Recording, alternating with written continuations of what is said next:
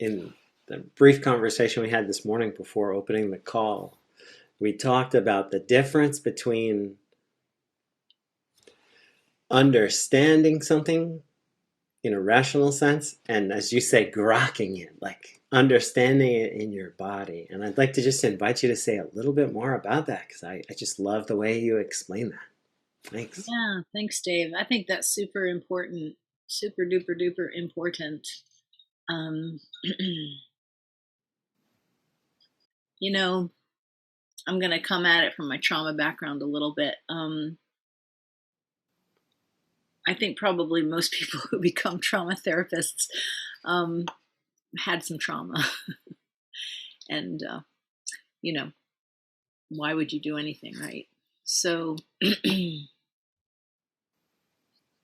for many of us who have trauma of any kind, whether it's childhood or adulthood, it cuts us off from our feelings, because very often they're just too difficult.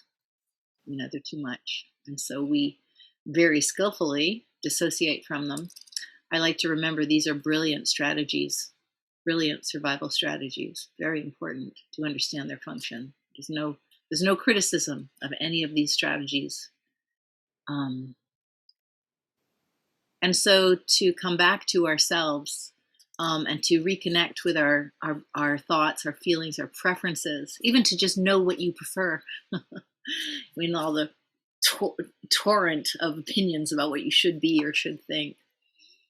We need to connect back to our bodies, to our felt sense of what is.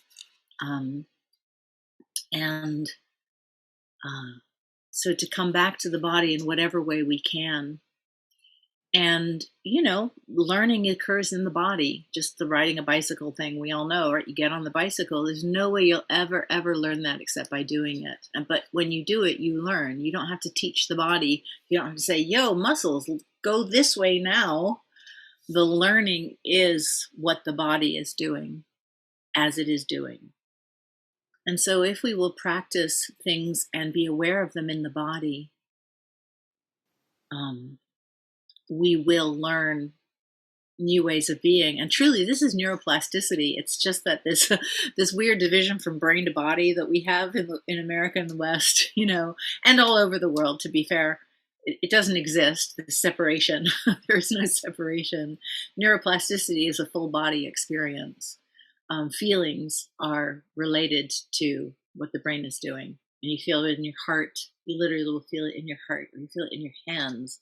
You'll feel it in your shoulders. You'll feel it in your toes, So this increased awareness of what we are feeling is essential, and is a key to our sovereignty, a key to our capacity to say, I, Mary, feel this, and I, Mary, make this choice, and I, Mary, step into sovereignty with respect to myself, my life, my opinions. And to be fair, more and more opinions will disappear as you do this, because opinions are largely just reactivity. But to say to someone, like, for example, there's this wonderful quote from like a 4th century patriarch of whatever in Buddhism. I'm sure there's a better way to say that, but I never keep track of this stuff. But the quote is, the great way is easy for those who have no preferences. And at first, when I read that, I heard from a Zen priest, and I thought, oh, it's a koan, because, But over time, I realized that there's kind of a top-down and a bottom-up approach to an understanding of this. And the top-down approach says you shouldn't have any preferences. And good luck with that, because you have preferences. And you should have preferences. You know what? You're going to prefer to eat later, and you'd better eat because you will die if you don't eat. There are inherent to a living being is these preferences.